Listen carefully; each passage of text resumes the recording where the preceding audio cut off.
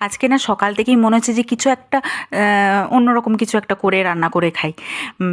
তো আর কি ভাবনা চিন্তা করার পর ভাবলাম যে চলো বাঁধাকপির পকোড়া বানাই। তো বাঁধাকপিগুলোকে খুব সুন্দরভাবে ঝিরিঝিরি করে কেটেছি বাঁধাকপিকে। তার সঙ্গে কালো জিরে আর বেসন, লঙ্কা এরকম আর কি সব দিয়ে বেশ ভালো করে মাখিয়ে তারপর তেলে একটু ভালো করে ভেজে নিলাম। ব্যাস, আমাদের বাঁধাকপি পকোড়া রেডি।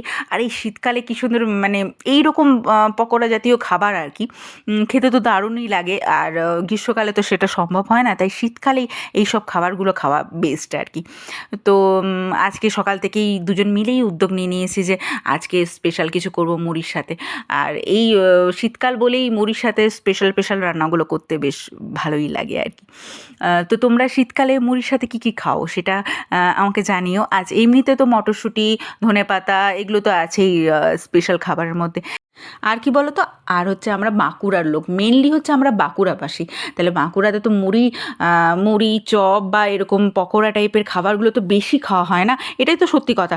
এমনিতে অন্য জায়গায় কিন্তু অত আমি দেখিনি অত মুড়ি টুড়ি খেতে। অনেকেই হয়তো মানে ব্রেকফাস্টে রুটি, পরোটা এই সব খায় আর কি।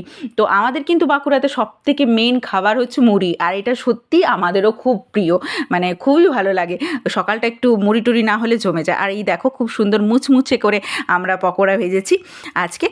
আর আজ এখন না খুব ঠান্ডা পড়েছে, মানে এমন ঠান্ডা পড়েছে, সকালবেলা তো একদম কুয়াশায় ঢাকা, এখন মানে 9:30 মতো বাজে দেখো, আর ছাদে কুয়াশার অবস্থা দেখো। সকালে পকোড়া টকোড়া ভেজে আমি একটু ছাদে এলাম, ভাবলাম কালকের কয়েকটা জামা মানে ভেজা আছে, একটু রোদে দেবো। উমা কি রোদ, মানে পুরো কুয়াশাতে ভর্তি একদম।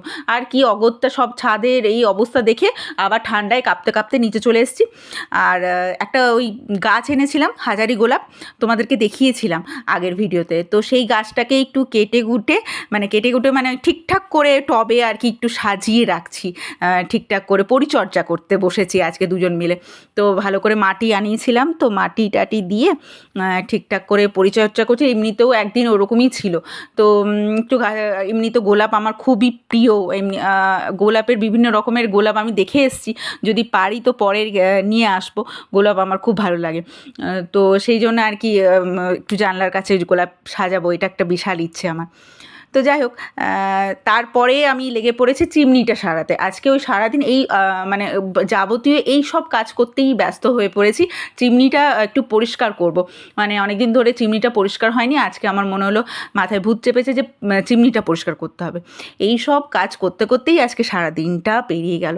কত আর গল্প বলবো তোমাদের। চলো আজকের জন্য এইটুকুই। সবাই ভালো থেকো, সুস্থ থেকো, দেখা হচ্ছে আবার পরের ব্লগে। টাটা।